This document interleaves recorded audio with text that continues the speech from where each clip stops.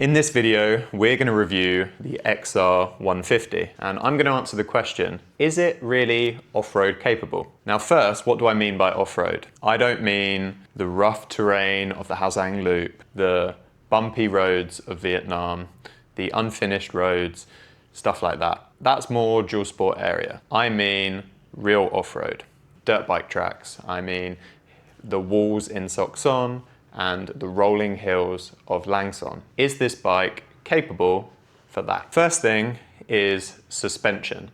So the XR150 has 7 inches of suspension travel at the front, about 6 inches at the back. Now this just isn't enough if you're going to off-road seriously, and you're going to really struggle to ride this bike on any difficult terrain or with any speed without bottoming out the suspension. It's just not capable. Maybe Carson Brown is the exception, but if you are able to ride the bike like that, I bet you're going to be replacing the fork seals and a lot of other parts very regularly. When you're going over bumps, holes, you really feel it affect the handling of the bike because the suspension is bottoming out and you're not able to stay balanced. And that eliminates any tricky terrain being ridden. The next thing is the size of the bike. The distance from the foot pegs to the seat is just too short. If you're standing up on the bike and you're squeezing with your legs, what happens is your knees go over the seat and you don't have that contact point on the bike. So it just prevents riding with proper technique. It's a lot better to have a taller bike. Even the WR155, another one of the small bikes, is a lot taller. So it allows you to ride with proper technique and to squeeze with your legs.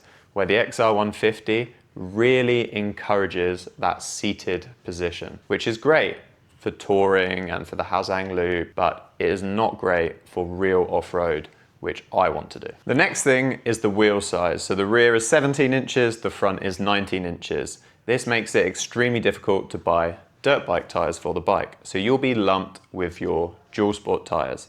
Now they feel kind of comfortable on the road, but as soon as you take them into the slippery clay of Vietnam, you're going to really notice a difference. So this is where we could do with a bike that has normal sized wheels. Now you can always upgrade the wheel sizes on the XR150 to 19 and 21 inches, but after you've done that, you might as well have just bought the WR155, which is a little bit more expensive. By having the smaller wheels, this means you cannot have the tubeless system or rim lock, which means you have to run higher pressures. And again, it means a lot less traction, and you're really going to notice that in slippery conditions. So my advice would be just buy one of the better 150s like the CRF, or even better than that, the WR155. The next thing is the brakes. When we're off-roading, when we're riding difficult terrain, if we're riding fast, it's quite handy to have working brakes, brakes that work well. Now, the brakes on the XR150 just don't cut it. The front brake is okay, nothing to shout home about. The rear brake is a drum brake. We don't even have a disc brake on this bike, and you'll really notice that when you take it to slippery conditions or when we're riding at speed and we're trying to slow down. It's just not good enough. Now, not only is the rear brake not very effective when you want to slow down, but the location of the brake pedal is in a terrible place.